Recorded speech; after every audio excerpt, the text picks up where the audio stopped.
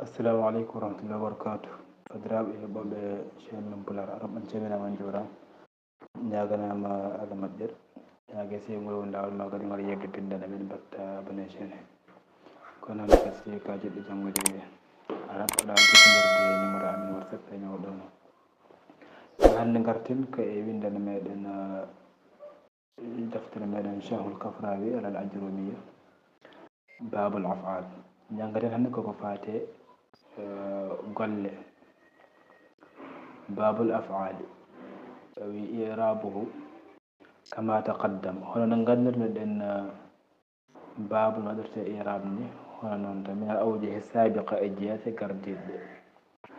wi ɗo walla awla noon ko ɓurɗo hande aɗa andi sa babul afal wiyata ko bab mubtada babu mudaf al afal mudafun ilayhi kono wi al awla ja'aluhu khabaran ko ɓuri ɗo hande ko waɗede khabar babul afal wona khabar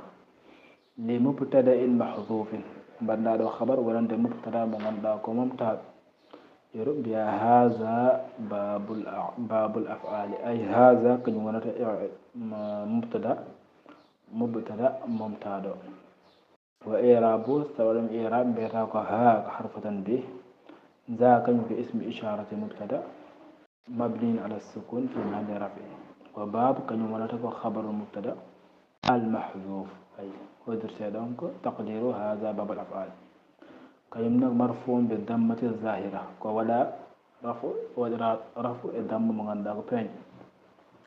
وباب مضاف والأفعال مضاف إليه مجرور كو جر بالكسرة الظاهرة. أيوة أقسام الأفعال قال كفاتي أقسام الأفعال فيلوج وديكو بيتش وديكو فيتشر في المضارع الماضي أمر أيوة وني بيتش فيلوج إذا فيلو تشنغودي الأفعال ثلاثة كفيلوج سبنغودي ماض ومضارع فيلوج تشنغودي ماض مضارع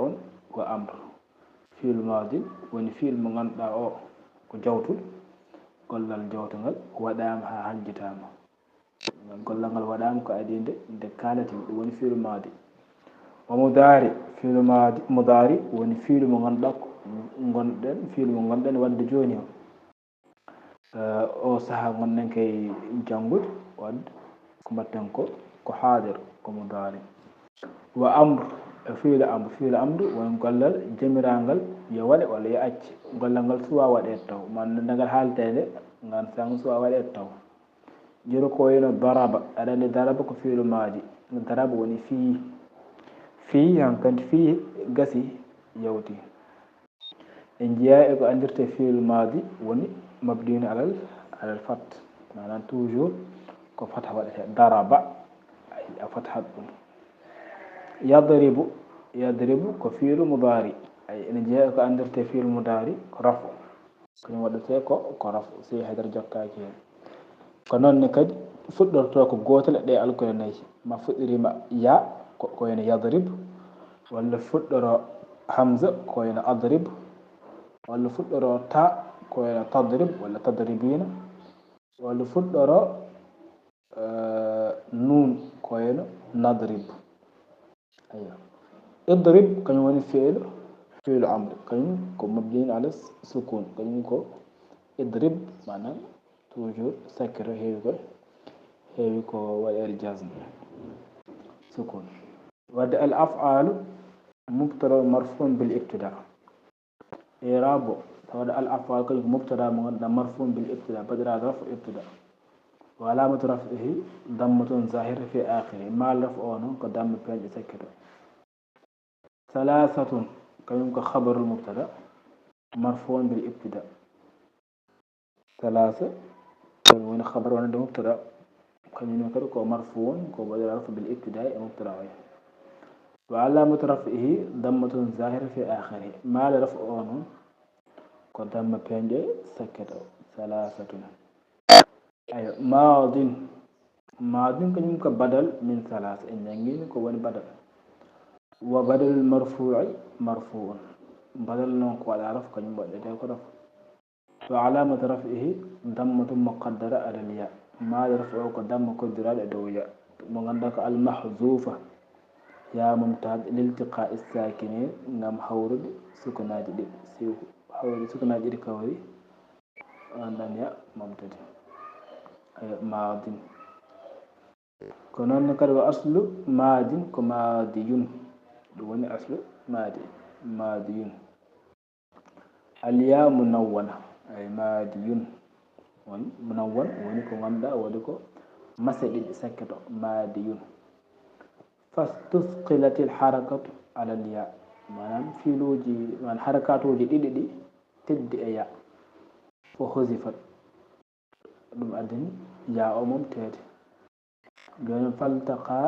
ساكنان سكنات دي كون الياء ياء مع التنوين وند تنوين كون فحذفت الياء دم أدن ياء ممتاز لالتقاء الساكن سابن حول سكنات دي والماضي نون كما دل على حدث سيام في الماضي كفير من غندا كتندنو على حدث اكور هون كوي فير كيدوم الحالة وانقطع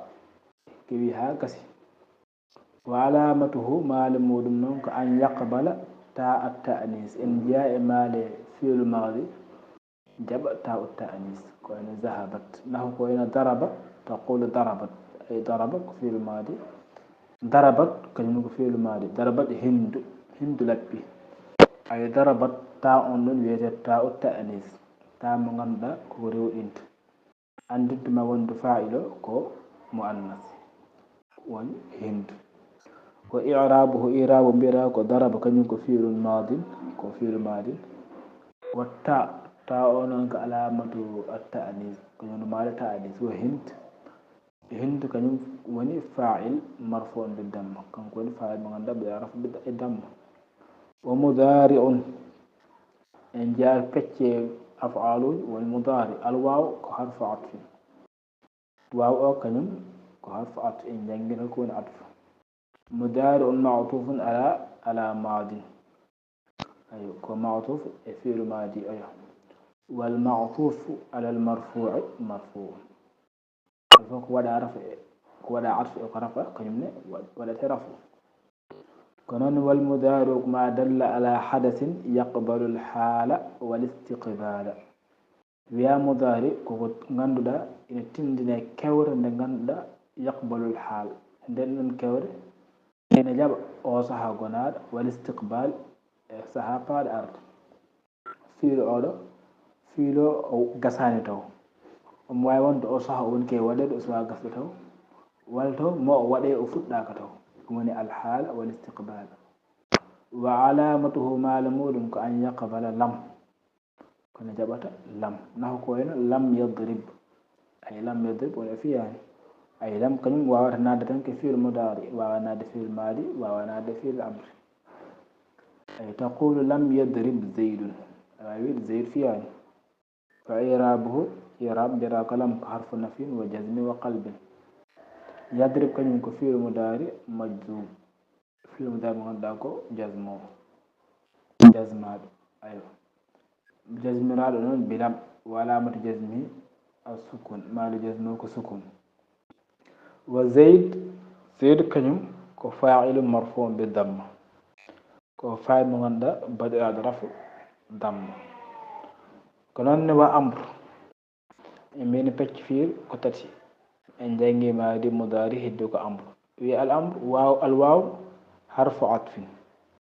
واو كو حرف عطف وامر معطوف على ماض أمر أودون كو بدأ معطوف إمادين هنا مضارع ودرا عطف إمادين أيه والمعطوف على المرفوع مرفوع كو ودا عطف كو ورفع أخف كلمة رفعت والأمر نونك ما دل على حدث في المستقبل أي أمر كو تندني كور فاند أرت سوا ودتو كنا ما ودي دو أياسو وعلامته معلوم أن يقبل يا المخاطبة كن جابت يا مخاطب نحو كوين اضرب لب أي فيه تقول فيه سانن يا المخاطب يا المخاطب وني يا مغندا في هذا هذا دب مؤنث كنيم كوتورتنا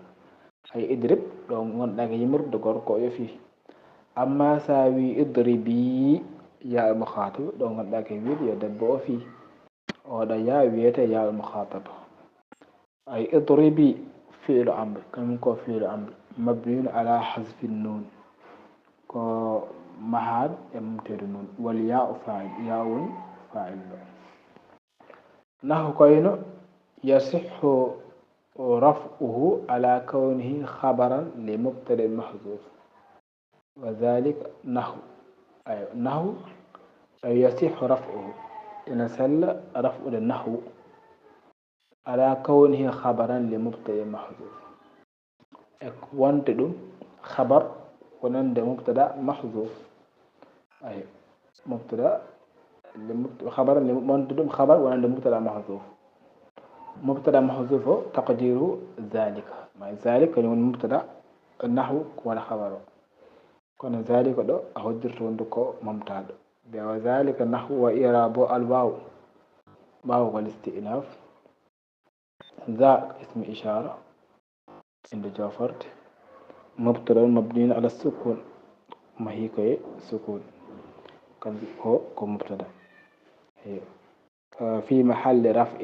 بلاس رفع مبتدأ وتكره كون زان بارك مبني وود رفع ود ونرك دائما في محل رفع ذا لي أي ذلك لام أو كل البعد ngam goddal no wodi ismu ishara ذا اسم إشارة ذلك هذا ذلك إن كان وانت هذا كنغم هود بليد وردناد تيلدود أما ذلك نون كنغم هود وردود وردناد تيلدود أي ذلك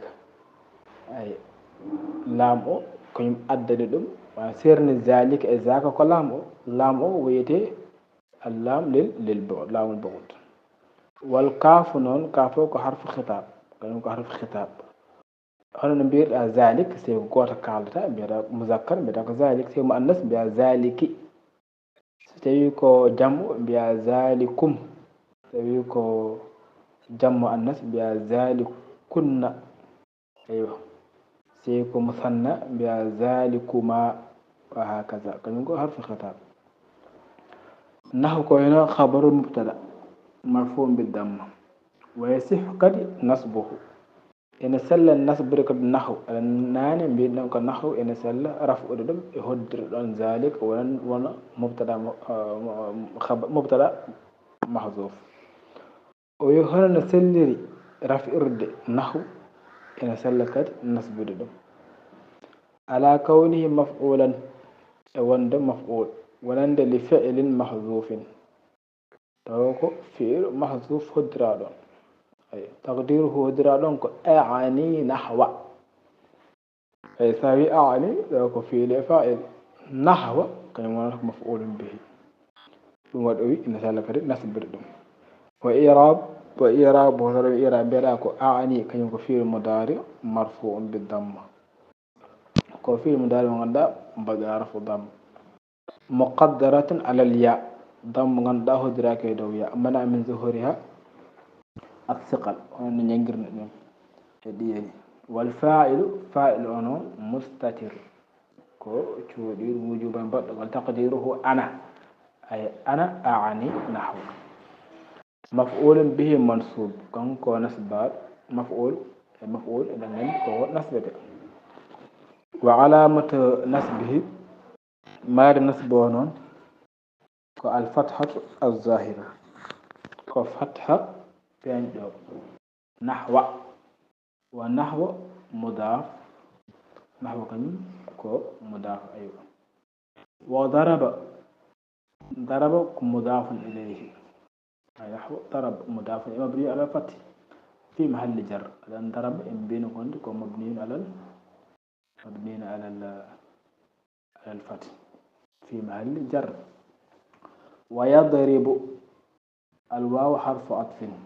واو حرف عطف يضرب معطوف على ضرب مبني على الضم في محل جر واضرب لب الواو دو كحرف عطف كنقول كحرف عطف اضرب كمعطوف على ضرب ولا عطف كنقول ضرب مبني على السكون في محل جر محل سكون بلاس جر أيوة.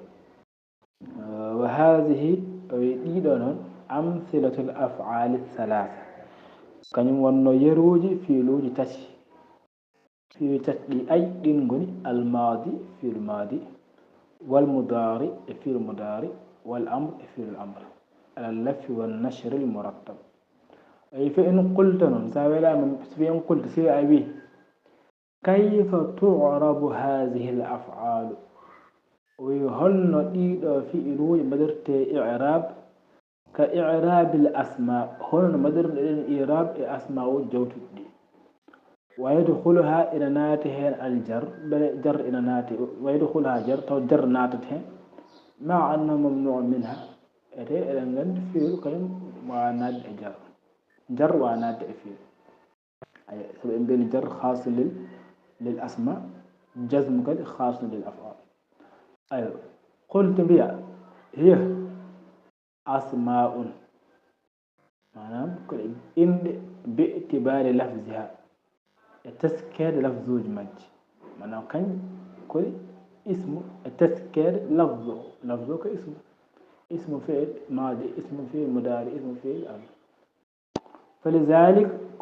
فلذا لم أدني دخلها الجر محلا ودي جرنات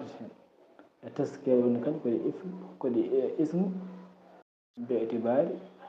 لفظ أيوة دون كوكو فاتل أقسام الأفعال جنغرن أحكام الفعل الماضي هل نعوج فعل الماضي فالماضي مفتوح الآخر أبدا الفعل الماضي كم كالفوف بعد أدم يجي نم كبتنا أدم تان عنده كوكو ودته فتحة سكت كو ودته فتحة وين ضرب ذهب قتل جلس قرأ حفظ فهم كيفوف فتسكي مسكت مفتوح الآخر أبدا فالماضي الفاء دوك فاء الفصيحة إن كان هلكون فاء الفصيحة الماضي مبتدأ مرفوع بالابتداء ولا من رفعه ضمة مقدر على الياء ماضي دونك مبتدأ من مرفوع بالابتداء نصب دفع إراد ابتداء ولامته رفعه تمة مقدرة ما لفعه قدام مقدرات على الياء الأولى منع من ظهور الثقل هذا الدفين تقتل الدين مفتوح خبر المبتدأ مرفوع بالضم ومفتوح مضاف والآخر كلمة مضاف إليه مجرور بالكسرة أبدا كلمة ظرف الزمان أي أبدا سيام فرتكو في أرضكو maanaam ko fayi arde ko metta wadde abadan ɗum woodi abadan e qat siwiyama qat maanaam haha lam afalhu qat woni minde ɗum mi meeɗa wadde ɗum ay lam afalhu qat amma biɗo noon lam la afalhu abadan woni mi wonta mi metta wadde ɗum ay mi meeɗa wadde ɗum e mi wonta wadde ɗum wona gotum ay wadde maanaam mi meeɗa wadde ɗum ma kutorɗa ko qat هذا لم أفعله قط لم ماذا ودد أما سوي هذا لن أفعله أبدا فرتك من ماذا ودد ثاني كظرف زمان أي منصوب على الظرفية ونسب راد ظرف وعلامة نسبه الفتحة الظاهرة مع نسب كفتحة الظاهرة فتح بين دون أي أبدا يعني فرتك أن الفعل فعل الماضي في الماضي مبني على الفتح ثم هاكو إفت دائما بدومات إما لفظا ما ودرام لفظ نحكو إلى ضرب زيد فيه وإعرابه ضرب كنكو فعل ماض سابو تندني كوري وندها بس زيد فيه wiyano o fiimo o wiyano omona fiyamo kono o wi ko fiimo ay o fiimo ɗum gollal ngal yawti mabniun alal fathi ko mahiɗo e fata mbiɗa ko daraba ay ala fathi wa zaydun kañum ko fa'ilu marfu'un bi dammati zahira zayd ko fa'il mo ganduɗa mbaɗira raf damma feñ zaydun fa'ilu marfu ay ɗum waɗi o wi imma lafdan wa imma kadi taqdiran ina wawi waɗire i'rab lafd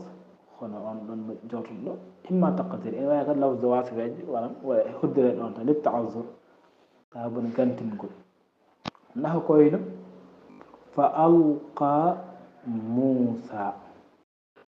فألقى موسى أي موسى ورليم موسى ورليم فألقى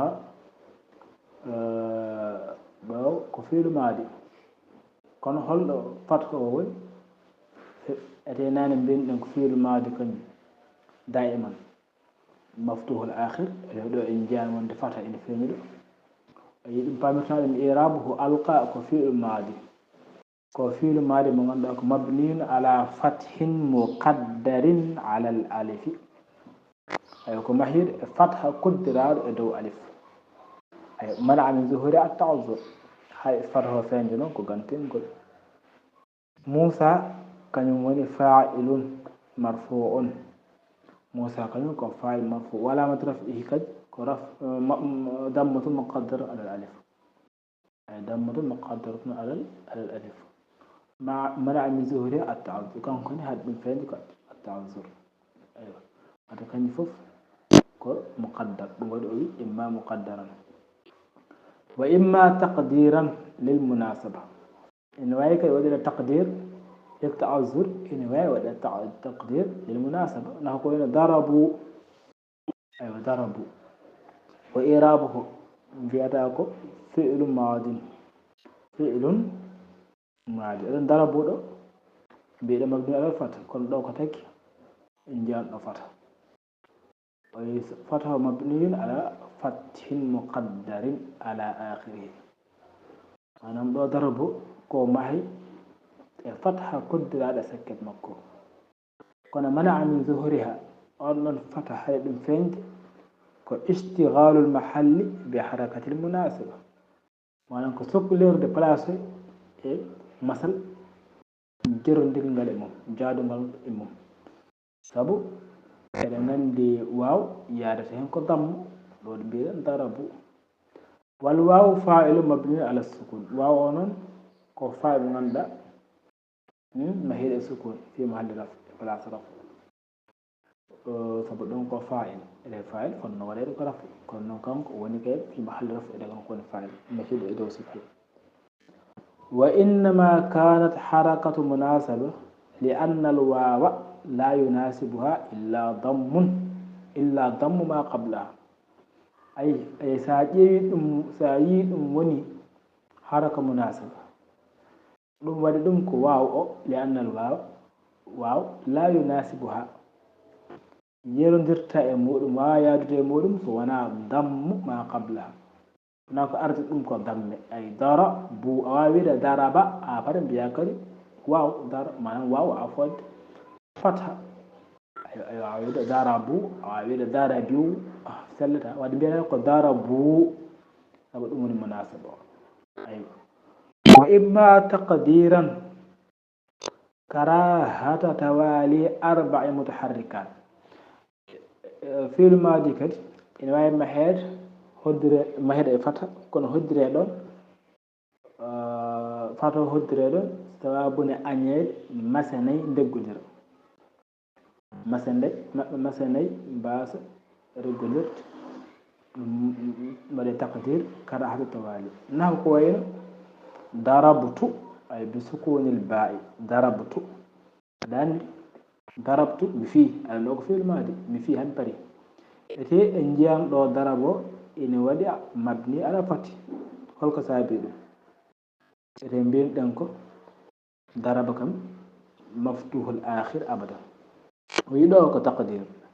wa i'rabuhu mbiyeɗa ko daraba ko fi'lun madi aywa ɗum luural ala hen مبني على فتح مقدر على آخره ما هي فتحة قدر على سكره منع من ظهورها فتحة أون فنت كاشتغال المحل بالسكون العارض كراهة توالي 4 متحركات أيكو اشتغال المحل كسكن البلازو بالسكون السكون العارض جلب هلكو أدى أون السكون أيكو كراهة توالي كندام غنغول دغونديرال 4 متحركات مثني دغدير كوكو أنيا ɗum waɗi mbadduɗo sukun a wawi wiide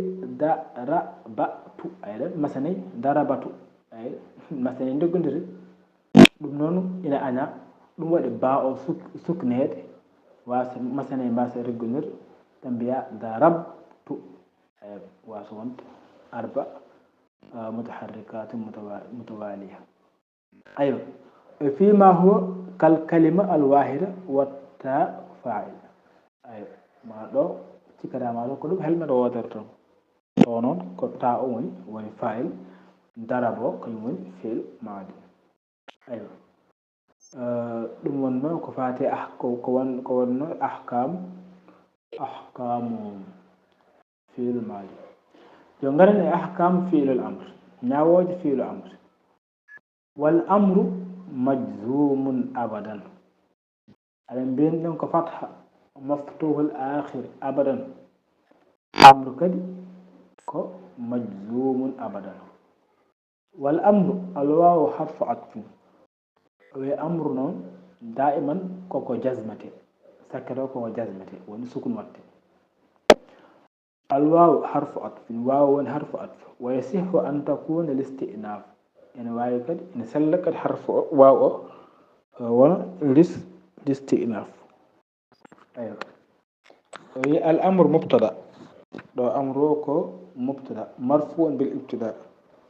كو بدل رفع ابتداء مجزوم خبر المبتدأ مجزوم كمان خبر ونند مبتدأ مرفوع بالضمة بدل رفع ضمة أبدا كظرف زمان منصوب على ظرفيه هن أرض النوني وعلامة نسبه الفتح ما نسبه الفتح فتح ظاهر بين يعني فرتك أن فعل الأمر وأنت فعل الأمر كي مبني على السكون دائما كي نكو معها السكون الدومات إما لفظا ما مهر لفظ نحو كوينة اضرب زيدا في زيدا وإعرابه اضرب كفيل أمر من غندا كمبني مهين على السكون والفاعل فاعل هناك مستتر ولا وجوبا تقديره درسلهم أنت أي أنت اضرب زيدا وزيدا مفعول به منصوب زيدا كان هو المفعول وإما تقديرا للتخلص من التقاء الساكنين أي ما ولكت قدر تقدير إما لفظا وإما كان تقديرا هلك هدرتر للتخلص كنغم سيوتد غم حسد من التقاء الساكنين هورد سكناج دي إذا اتصل به نون التوكيد سي نون التوكيد جوكي مهن خفيفة فتيكو نون التوكيد كيفل أو ثقيلة والنون التوكيد غنداكو كتدود نحو كويرا اضربا يا زيد أي اضربا يا زيد ألان دو بلا كو اضرب بان أو يعني اضرب طب مين نانكو في الأمر مبني مجزوم الآخر مجزوم أبدا كوندو أويد اضرب كدي نونو وانا دون سب نين وانا دو فيلو مانام سكونا جيب دغندر سكونا جيب دغندر باوا جانغاتي ايو ودا لا سوك ودا بدا حركه دum adina odo idrib wada haraka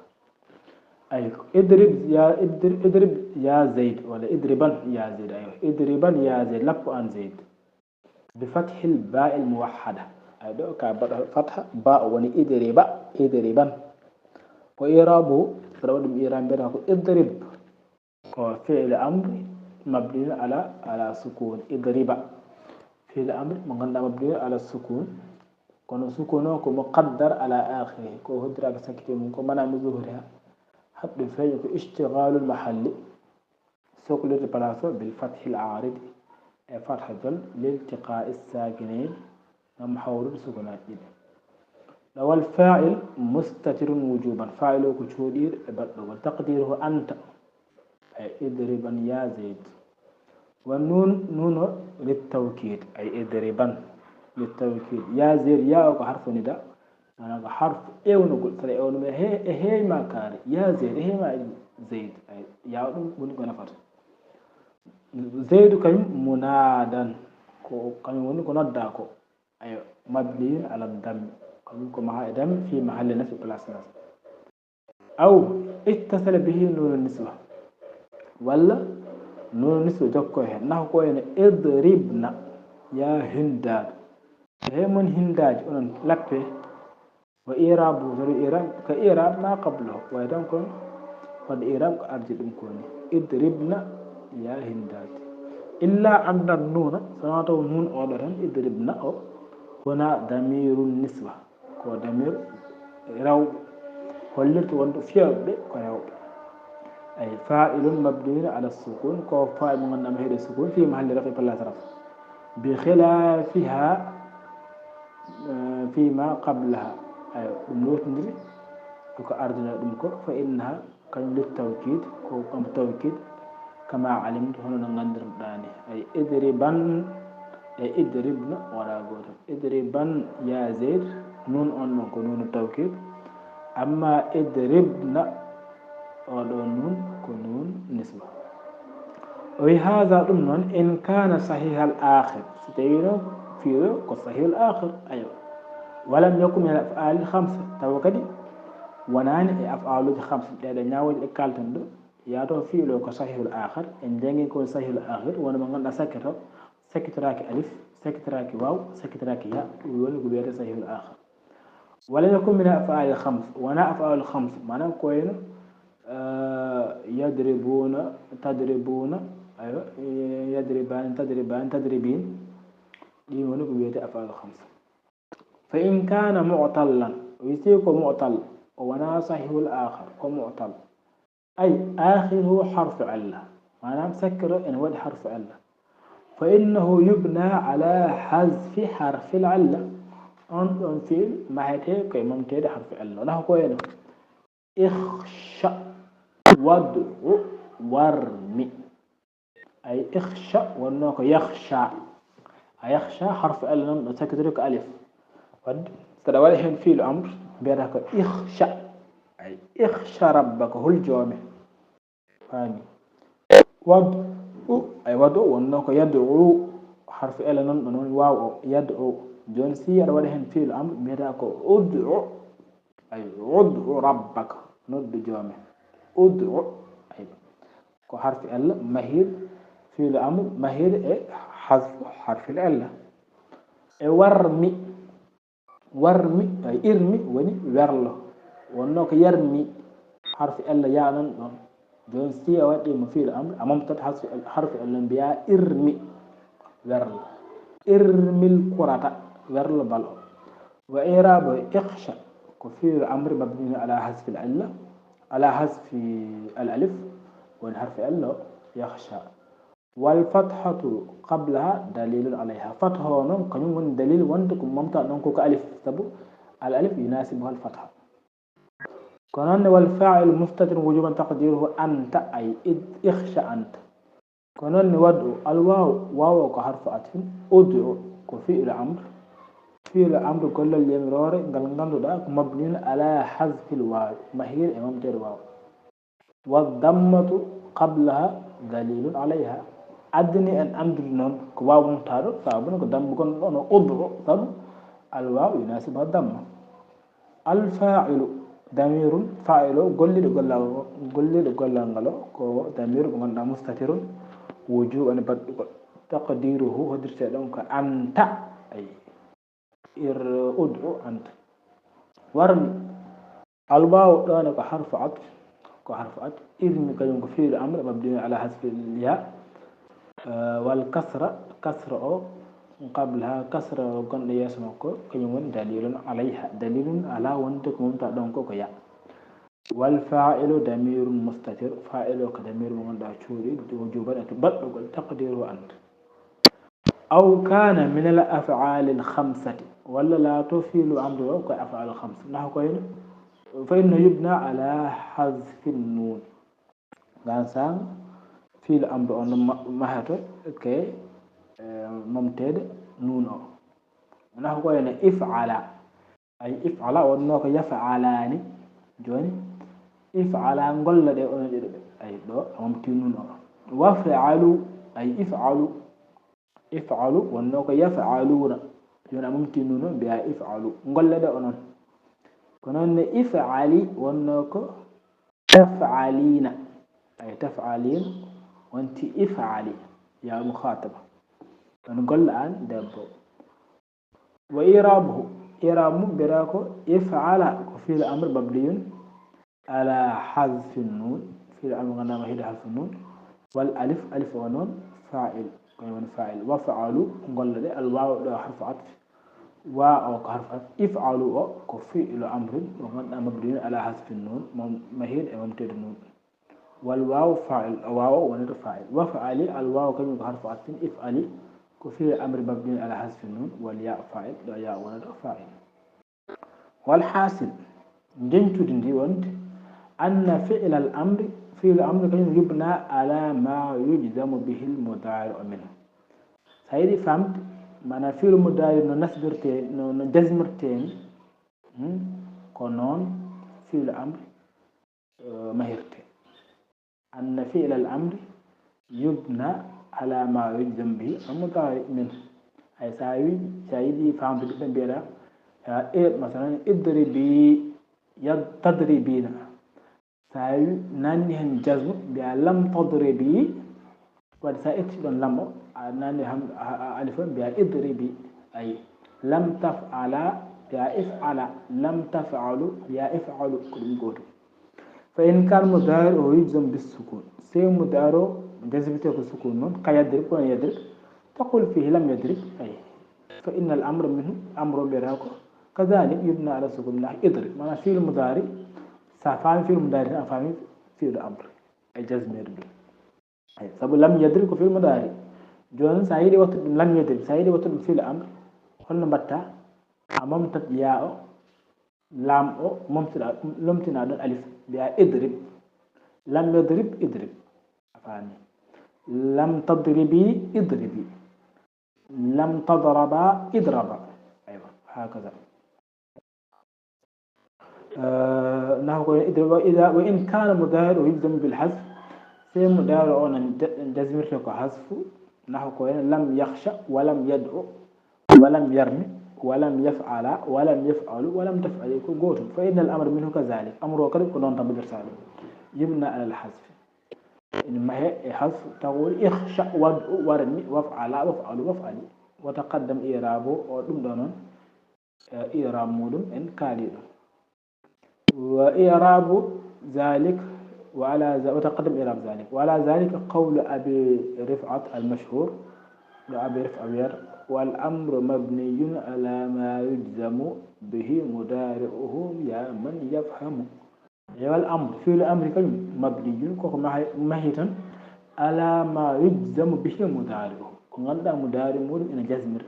كالفهم إن جزمر مضارع مول كون في المبني مهارة يا من يفهموا ما أن تامو أيوة أيوة دمون عند ويندر مالر كفاتي أقسام الأفعال إن جنجي أحكام في الماضي إن جنجي أحكام في الأمر سأن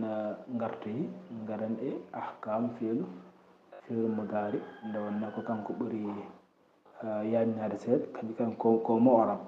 كان كو وني معرب كديدي كو فيلو مبني فيل أمر مبني فيل ماضي كو مبني ودوني هنا معرب كو فيل مضارع tawi kay ko ina addana ɗum jasme ko ina addana ɗum haali ko naatani hen ayo hande ɗum wonno windede meɗen ñaagui sa wadde abonné watta abonné chaine ngam binen goɗɗo garoje mbawa heɓde hen ko noon si ka jiɗɗo janggude arabe walla defte aɗa jokkinirde numéro amen whatsapp reñowo ɗon assalamu aleykum wa rahmatullahi wa barakatuh